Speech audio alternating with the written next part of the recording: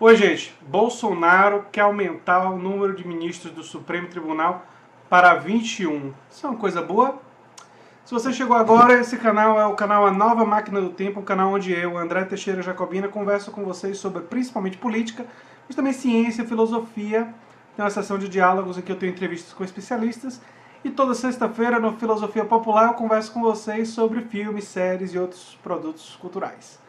Pois bem, eu vi a notícia aí, né, que Bolsonaro tem essa ideia brilhante, para não dizer outra coisa, de aumentar o número de ministros para 21.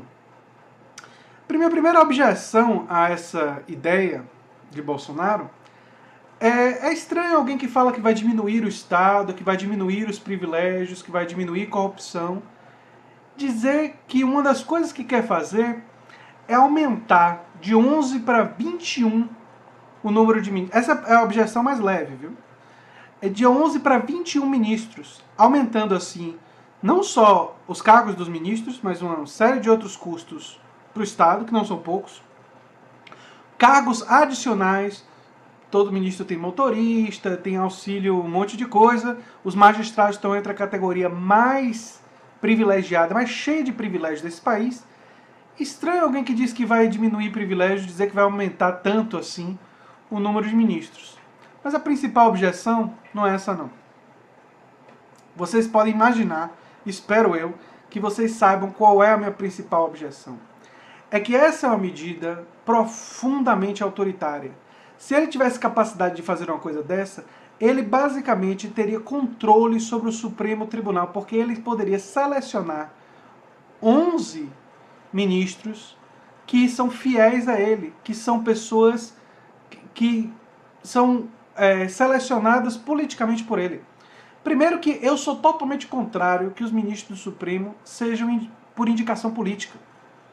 Eu entendo que deveria ser por competência, carreira, e deveria ter tipo um concurso feito por uma autarquia, administrado por pessoas ligadas à área jurídica, para tentar selecionar os melhores. Por que cargo do Supremo tem que ser indicação política? Não vejo porquê. E se fosse indicação política, eu seria ainda mais rigoroso. Eu diria que cada presidente teria, no máximo, o direito de indicação de 1 ou 2, para que não houvesse uma deformação do Supremo com base em uma eleição presidencial. Aí você elege um presidente e ele troca todo o Supremo, e aí o Supremo passa 20 anos refletindo a visão daquele presidente que pode até ter falecido 20, 30 anos depois, mas ainda está influenciando a vida de todos os brasileiros. E a gente não apita nada. Isso é completamente irregular. E se fosse um país como Venezuela ou Argentina fazendo isso, a gente estaria dizendo República de Banana. Olha só que país autoritário, que atitude totalitária, ditadores. Não é? É ou não é?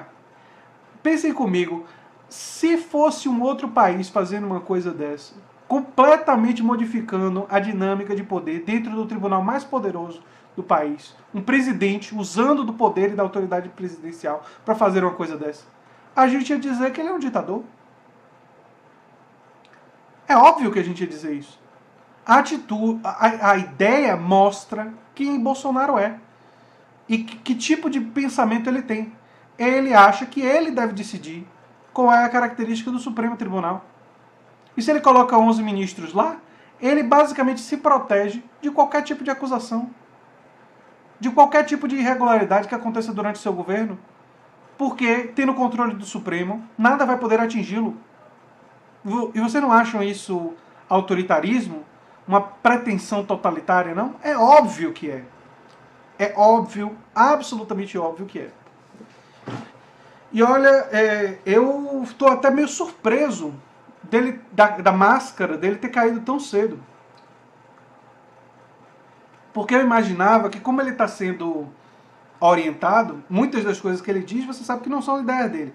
O liberalismo dele é uma adoção que não tem nem 2 anos.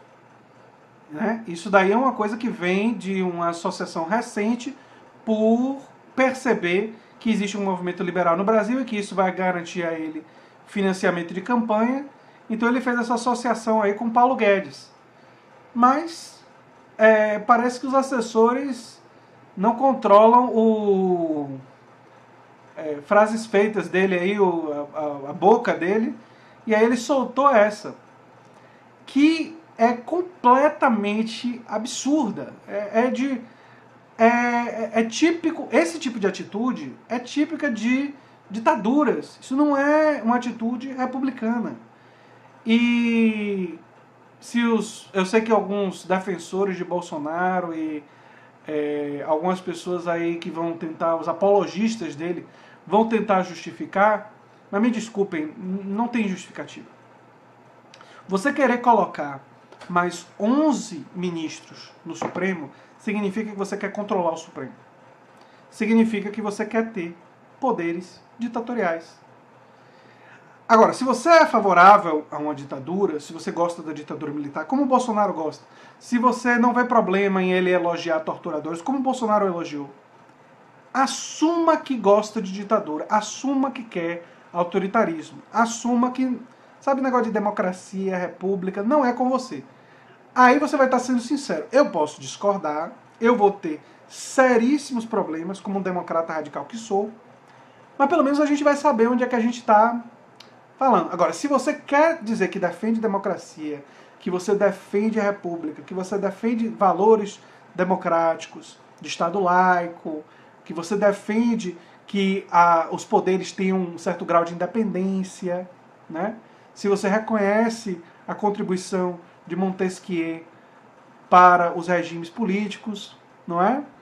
Aí, condene essa atitude. Você pode até dizer, condeno essa atitude, mas ainda acho ele melhor do que os outros. Mas pelo menos você vai estar condenando essa atitude. No mínimo, pessoas que são democratas ou republicanos têm que fazer isso. E eu desafio alguém aí vir para o debate e dizer, até as pessoas da direita, estão condenando o Bolsonaro. É uma atitude... Imagine se esse tipo de coisa fosse acontecer, sei lá, na França. Aí eu não estou dizendo comunistas, fosse o Partido Socialista de lá, né? Comunistas aí estão maquinando, estão usurpando a democracia. Agora, como é Bolsonaro, não é? Tá tendo um certo cuidado no ataque. Então, as críticas estão leves, por enquanto. Mas o fato é que uma direita mais responsável tem a obrigação, ou mais democrática, para usar uma palavra mais adequada, tem a obrigação de bater muito forte nisso.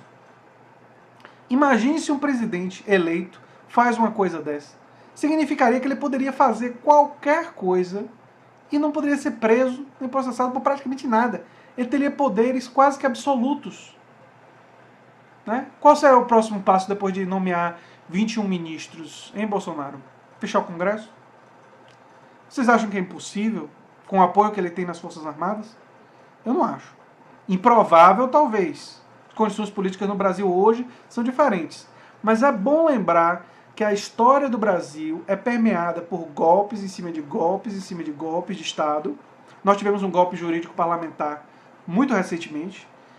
Claro que é um golpe light, com uma série de características dentro da institucionalidade, mas cujo crime deixou de ser crime 2 dias depois, o que indica que não era um crime, que era uma coisa técnica que foi utilizada por fins políticos, por mais que eu tenha maior críticas e antipatia ao governo do PT e seja extremamente crítico a tudo que o PT fez, tanto do ponto de vista político, com alianças espúrias, como com ajuste, política econômica que eu divido, enfim, a lista é grande.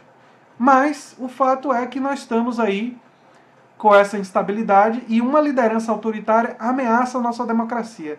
Porque a nossa democracia não é uma democracia sólida.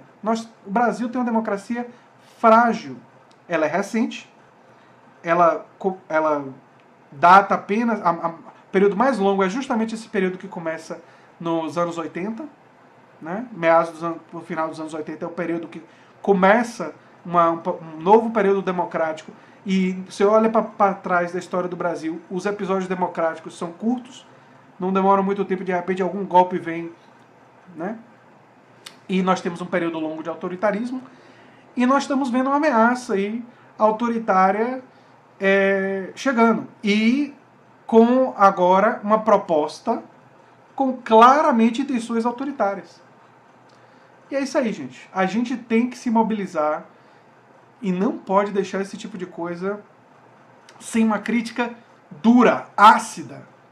Com conteúdo, sim, mas tem que ser dura, tem que ser ácida. A gente não pode facilitar diante de uma proposta, se é que podemos chamar assim, absurda como essa, que viola os princípios democráticos. E aí ele diz que vai equilibrar a corte. Será que não está claro? Ele quer controlar, equilibrar, porque os interesses da corte não são como o dele, e ele quer determinar o que a Suprema Corte do país diz. Ponto. Nas próprias palavras dele, ele deixou muito claro isso. Mas é isso aí, gente.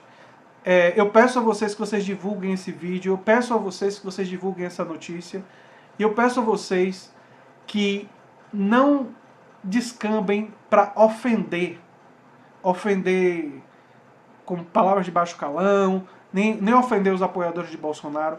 Mostrem para eles o que é que isso significa.